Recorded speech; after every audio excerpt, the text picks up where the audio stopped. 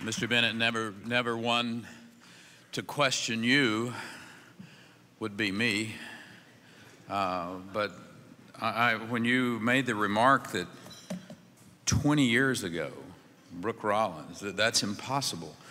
20 years ago, she was in grade school at best. And Elaine, I just want to tell you what an honor it is to get to be with you and to see you again. And just as an aside, in 2011, in the fall of 2011 in particular, and then on up in the early part of 2012, I got to spend time in your home state. And I will tell you, as a Texan, I love South Carolina. It is just it's a fabulous state, a beautiful state. And there's just such a connection.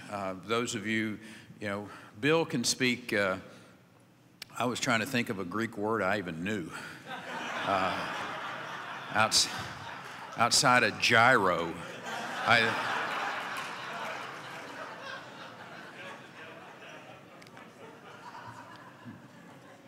But while you were at the University of Texas becoming a philosophy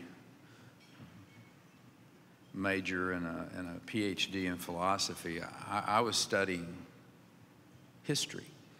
And that I don't think, Donna, there is a more powerful history in our country than the history of Texas.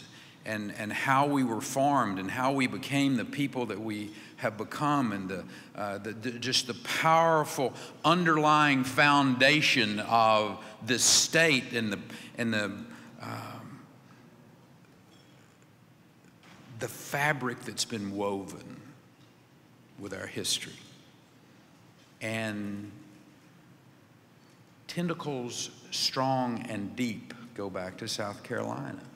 As I traveled there and went into some of the small communities, and I thought about, Dr. Graham, the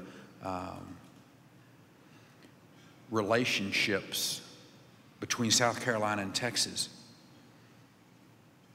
Bonham, Travis, names that resonate into our history. And the sacrifice that those individuals made to freedom.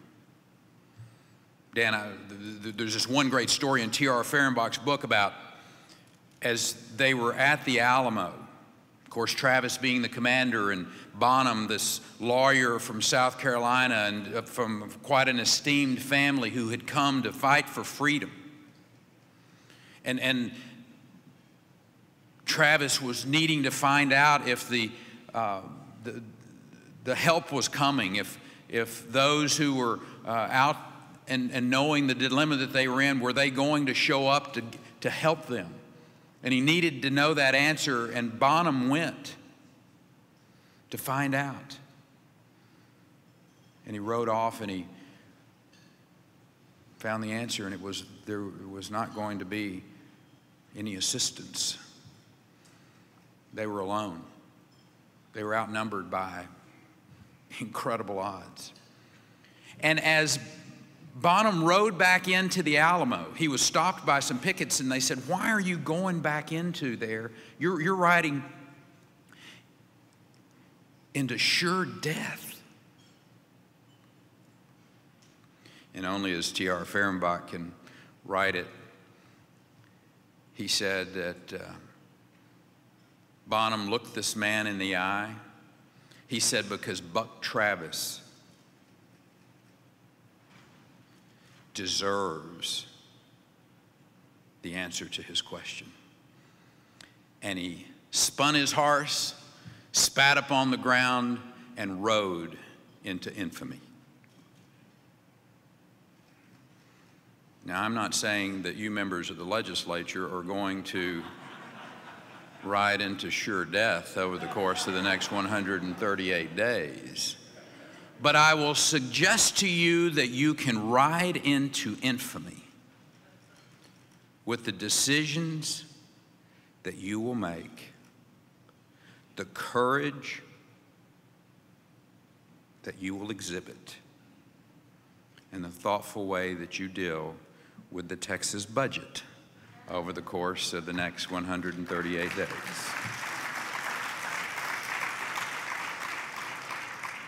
If you'll recall, 2 years ago, I was here, Brooke, and I was substantially different conditions economically in this state. We had a revenue estimate in hand that was causing pretty much, as I recall, total panic in certain circles. And the job that we had to do 2 years ago was just kind of tell everybody to calm down, take a deep breath, drink a Coke, to just chill, figure out how that we're going to live within our means, and to go from there. And that is exactly what we did.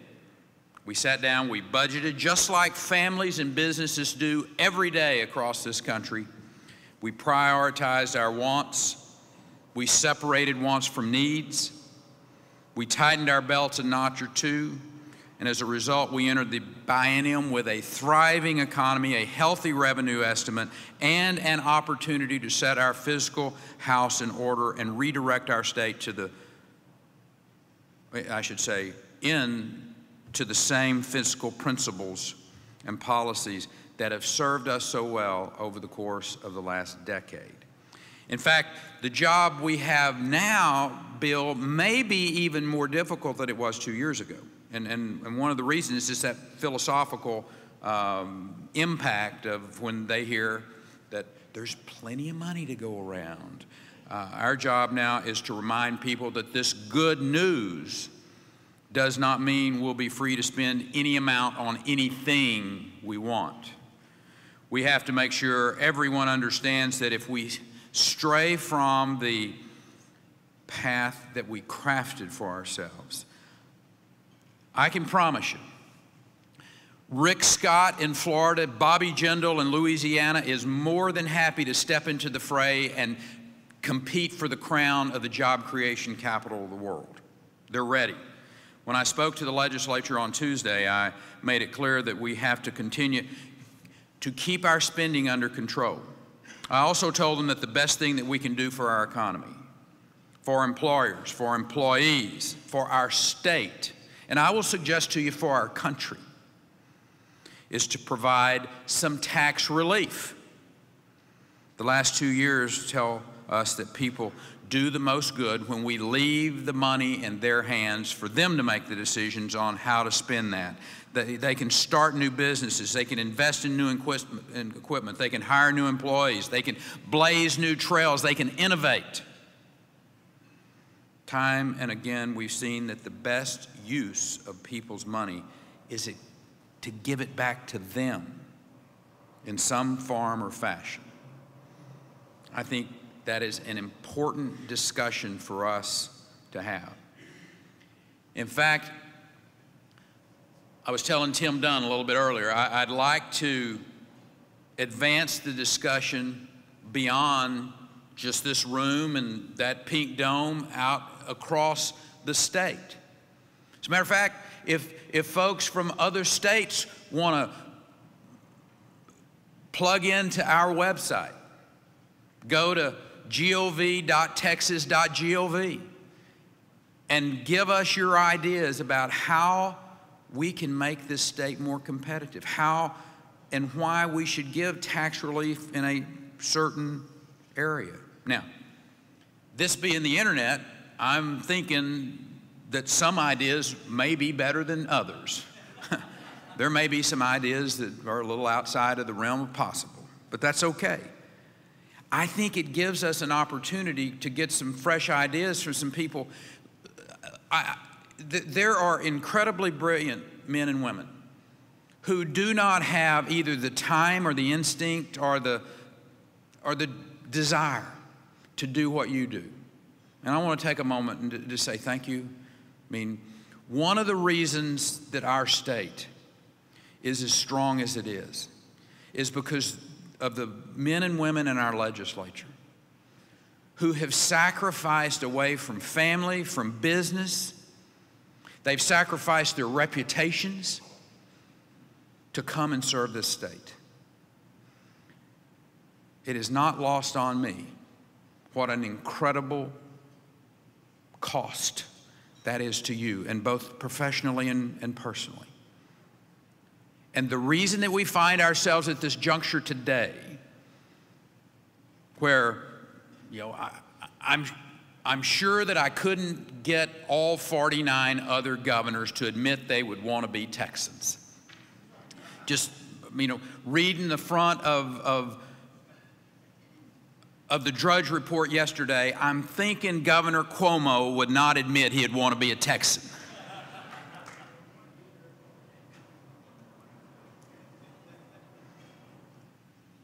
But if he would be truthful, he would say that the economic climate that has allowed that state to grow and to create jobs, he'd dearly love to be able to stand up and say, we did this in New York, but he can't.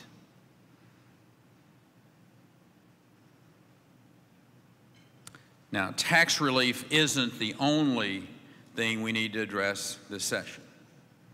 We need to discuss and find ways to improve our state's infrastructure, the water, the energy, the surface transportation. All of those are so important to this state as we're growing, as these people are relocating from other states where they overtax and overregulate and overlitigate to come and be a part of this great experiment in Texas. And Texans are an innovative bunch. So, again, I'm sure that we can find some substantial, interesting, appropriate ways to meet the needs in these critical areas that I've just mentioned, not just for now, but stretching into the future. We also need to figure out the best way to educate our workforce, to reassure those employers that they will continue to be able to find the best people to fit into those jobs that are going to be created in this state over the course of the next decade. Whether that means passing some higher education reforms to place a greater emphasis on affordability and graduation rates, streamlining and accelerating the process for people to earn technical certificates. You combine that with infrastructure improvements, and these are all steps that are vital if Texas is going to continue to be the nation's epicenter for job creation in the years to come. Again, Bill, we can have the best workforce, we can have the best infrastructure, but if the economic climate is not appropriate, if it is too restrictive to the point that businesses feel they can't succeed here, it doesn't matter.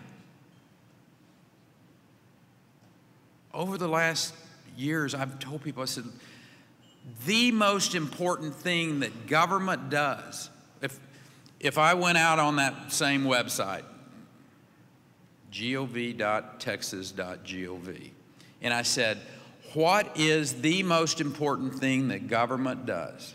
There would be this long list of, there would be education, of course, there would be transportation infrastructure, there would be tax relief, there would be all the things we talked about, and then there would be a host of very important things that government does, or that people want government to do.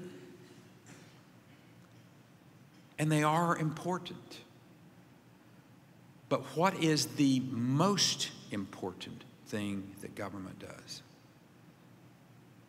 I will argue that the most important thing that government does, the thing that we collectively do together, is to create a climate where job creators, where entrepreneurs know that they can risk their capital and have a chance to have a good return on their investment, to create a business climate in this state. That's the most important. And the reason it's the most important, and the reason you must get that done first, is because you will run out of money if you don't, before you're able to pay for the law enforcement officers that keep us safe, the young men and women along our border that defend us from the drug cartels that are trying to penetrate into Texas, the school teachers that are in the classroom teaching our children, the transportation infrastructure.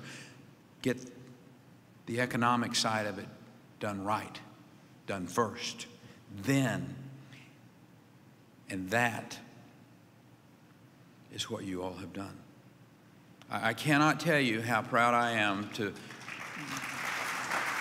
stand before you today.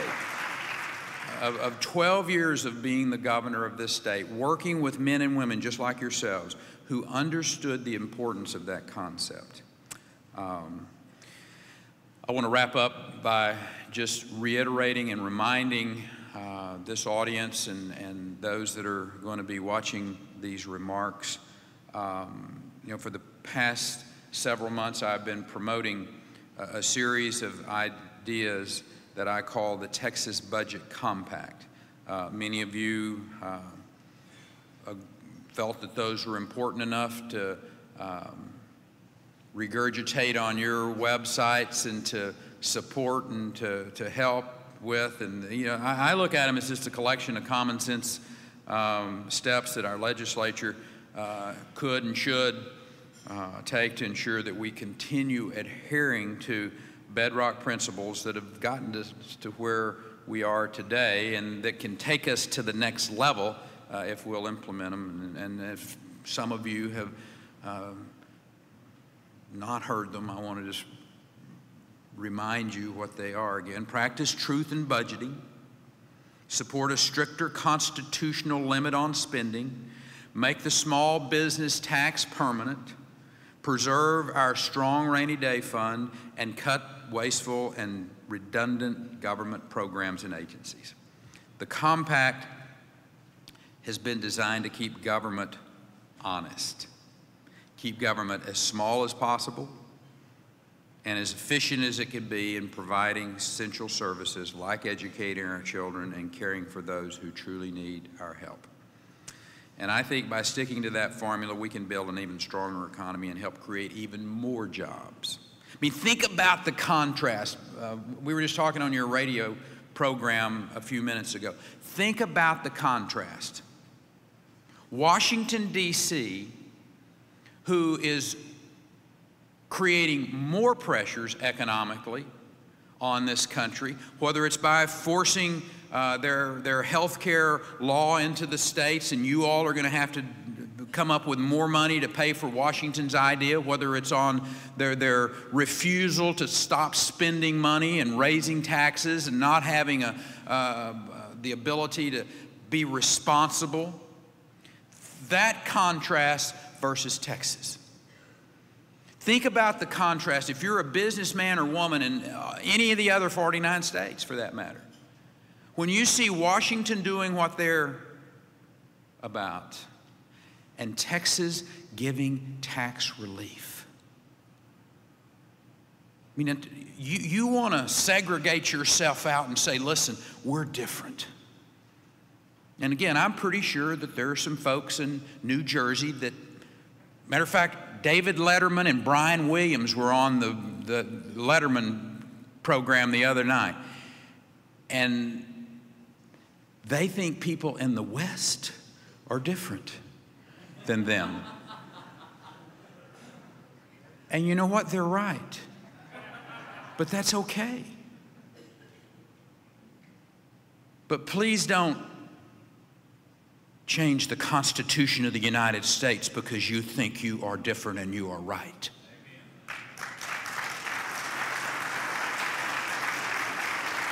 Don't think that you can do that. We are different. But the fact is, we live in this incredibly wonderful country, and we should be allowed. Our founding fathers understood that. As they wrote that 10th Amendment, they understood that there are going to be states that are different from each other. As we make the decisions about how do we protect our citizens. As this debate rages on security, public safety, I hope the legislature will also reform our laws, protect what I consider to be some of the most vulnerable citizens that we have, and that's the unborn. Expand the ban on abortion to any baby that can feel the pain of the procedure. I know in the Senate now we have 3 physicians. We're incredibly blessed to have 3 practicing physicians in the Texas Senate. And to have them stand up on the Senate floor and talk about this procedure and the actual pain that fetus feels at that particular point in time, and to ban that procedure makes great and good common sense, and to have that type of oversight in those clinics and on those physicians that are involved.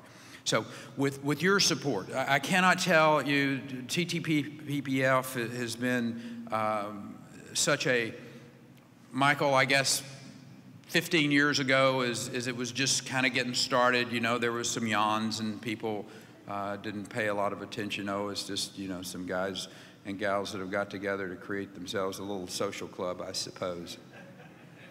Now, the Texas Public Policy Foundation is one of the most influential policy organizations, outlets of policy and thoughtful discourse in this state. To those of you who were initially involved with this, for those of you who supported this concept from its inaugural days, I want to say thank you. I want to say thank you for 25+ million Texans who are enjoying a better life, who know that they are living in the best state in the nation to raise a family and to have a business because of the responsible, thoughtful, principled approach to government that the Texas Public Policy Foundation has brought forward. God bless you and thank you.